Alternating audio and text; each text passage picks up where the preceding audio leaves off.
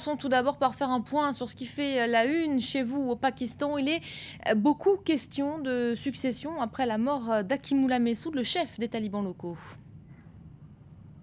Oui, en effet, selon des sources proches des talibans, la décision pourrait intervenir aujourd'hui. Une soixantaine de commandants doivent se réunir pour décider à l'unanimité quel sera leur nouveau chef. Alors selon ces informations, le mouvement serait actuellement divisé entre deux factions. La première est celle de Sajna Ran Saïd, le commandant en chef des opérations au sud-Waziristan, qui réunirait environ une quarantaine de votes.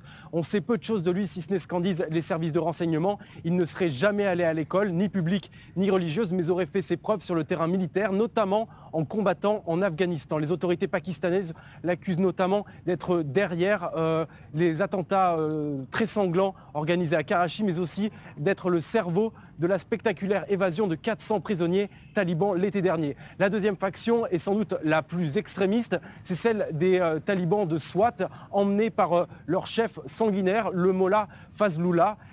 C'est lui qui avait commandité la tentative d'assassinat contre Malala, cette écolière pakistanaise, mais aussi l'assassinat cette fois réussi contre le général pakistanais en charge des opérations dans la vallée de Swat. Sa nomination serait une véritable déclaration de guerre aux militaires pakistanais et entraînerait sans aucun doute le pays dans une nouvelle spirale de violence terroriste. Alors aujourd'hui, l'émergence d'un troisième homme est également envisageable, une incertitude qui déplaît aux autorités pakistanaises car elles venaient tout juste d'entamer des négociations de paix avec Haqimullah Mehsud, un chef certes dangereux et considéré comme l'ennemi numéro 1 au Pakistan, mais qui avait l'autorité nécessaire pour imposer ses vues à l'ensemble du mouvement. Haqimullah Mehsud disparu après une attaque de drone, des attaques justement qui suscitent une vive polémique au Pakistan où les mouvements de protestation sont de plus en plus forts. Dernier en date à avoir critiqué ouvertement l'utilisation de drones, Nawaz Sharif lui-même devant un parterre de militaires à Bahawalpur. Le Premier ministre a estimé ce lundi que le pays devait d'abord donner une chance à la paix. Un discours tranché et pourtant dans les zones tribales principales cibles des drones, certains font entendre un message radicalement opposé. Les drones seraient pour eux l'arme la plus efficace contre les insurgés. Nos correspondants Sylvain Lepetit et Taha Siddiqui sont allés à la rencontre de ces voix quelque peu dissonantes. Reportage.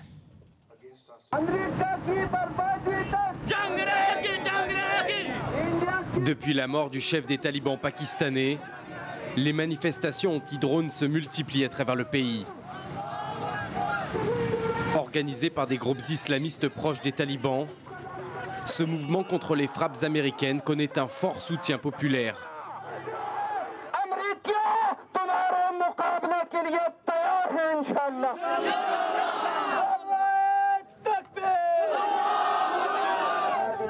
Loin d'interdire ces rassemblements, le gouvernement pakistanais approuve tacitement ces démonstrations de haine qui plaisent tant à une opinion très anti-américaine. Mais personne n'entend jamais la voix des habitants des zones tribales. En secret, la plupart d'entre eux approuvent le recours aux drones. Ce jeune homme vient du Waziristan où ont lieu la majorité des frappes. Il a accepté de nous rencontrer à Peshawar sous couvert d'anonymat. Dans son village, ces prises de position peuvent coûter la vie. La vérité sur ce qui se passe dans les zones tribales n'est jamais dite. La réalité, c'est que les terroristes disent clairement qu'ils n'ont pas peur de la population locale, qu'ils n'ont pas peur des militaires et d'aucune force de sécurité. La seule chose qu'ils craignent, ce sont les drones. Parce que ceux qui meurent dans ces attaques sont des terroristes ou leurs sympathisants. Tous les habitants des zones tribales pensent que s'il n'y avait pas de drones, les réseaux terroristes deviendraient bien plus grands et puissants. Ce type de témoignage n'est jamais diffusé sur les télévisions pakistanaises. Même les journalistes en charge de couvrir les zones tribales ne peuvent pas faire leur travail à cause des restrictions sécuritaires. Depuis la mort d'Haqimullah Mehsud, toutes les routes pour sortir ou entrer de Peshawar sont bloquées et les postes de contrôle se sont multipliés partout. Nassir Dawar a couvert pendant 20 ans l'actualité des zones tribales. Pour lui, cette région aux mains des talibans est un trou noir de l'information. Parler des drones est un sujet de controverse.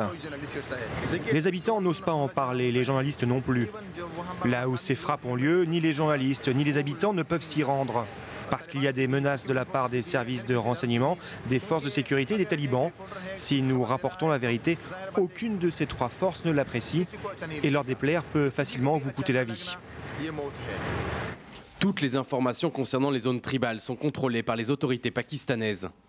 Sur les drones, les analystes accusent régulièrement l'État pakistanais de jouer un double jeu avec leur allié américain.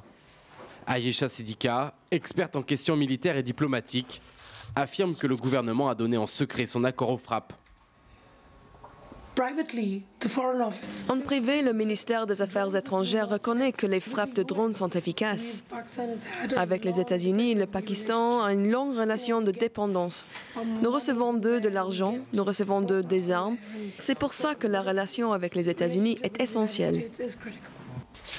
Ayesha Siddiqa estime que le Pakistan cherche à ménager sa relation avec les talibans. Les islamistes pourraient bien revenir au pouvoir en Afghanistan après 2014. Pour cette raison, Islamabad laisse endosser le mauvais rôle à son allié américain. Merci beaucoup Sylvain Le Petit pour cet éclairage, pour votre reportage également. C'est la fin d'Asie Direct. Et on poursuit du sport, le journal des sports et tout d'abord du football avec les suites de la Ligue des Champions.